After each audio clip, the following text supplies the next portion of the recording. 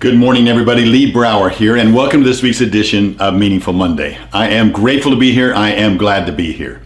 You know, I do these spontaneously, these Meaningful Mondays, and this is my fourth attempt right now to do this. I've discovered something. It seems to me that if I go longer than 5 minutes, I get about 1/3 the viewers that I get, or 1/4 the viewers I get if I keep it under 5 minutes. So I'm going to keep it under 5 minutes today. If you recall last week, we talked about how can we increase our productivity? How can we make changes into our lives? We all want to make changes into our lives, but yet we struggle. According to Ben Hardy's book, Willpower Doesn't Work, his definition of willpower is that it's for those people who haven't decided. And so how did you do last week? How did you do last week in changing your morning routines? Well, I'm going to talk to you about something that we can add on to that. And I think it will make all the difference in the world to you. I was very, very blessed to be mentored by and develop a deep friendship with John Wooden. Early on in our relationship, he shared with me a special experience he had with his father when he graduated from 7th grade, in which he showed him 7 things to do for the rest of your life. Number 4 on that list was drink from good books daily, especially the Bible. I asked him, Coach, have you drank from good books, especially the Bible, since the 7th grade? He said, probably not, Lee, but I don't remember when I haven't. I said, I'm going to do that. Well, I went 5, 5, 5, then I got out of the habit, missed a day, 5, 5, 5, missed a day, missed, and so on. So finally he catches me in the middle of this. He says, how are you doing, Lee? I said, oh, Coach, start, stop. He says, Lee, why did you set that goal in the first place?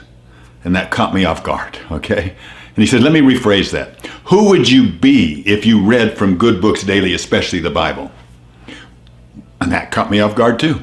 And he started asking deeper. He started going deeper. Would you be a better man?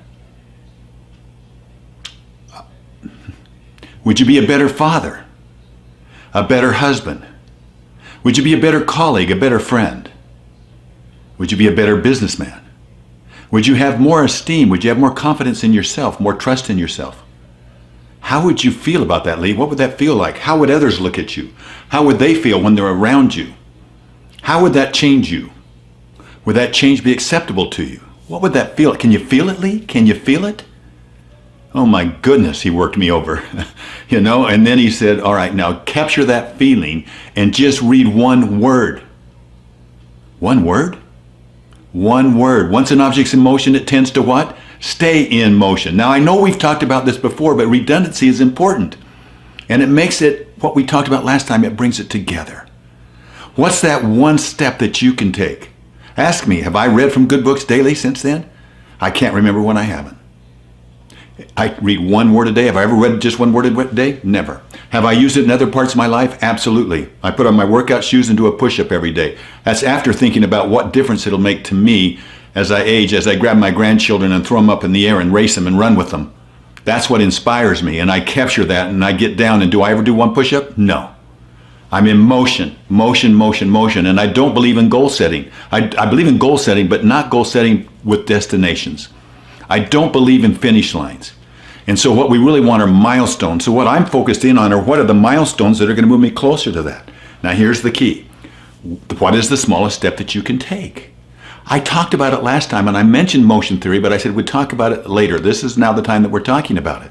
Because I mentioned my smallest thing, if I start my day right, where I go through prayer, meditation, exercise, and diet, and in that order, and during my meditation phase is when I outline the day and the 3 things that are most important to me and how I'm going to conduct my day and what they're going to look like to me, I become very intentional. But what puts me in motion is 15 steps. That's all I focus in on, because everything else is a system that will fall into place.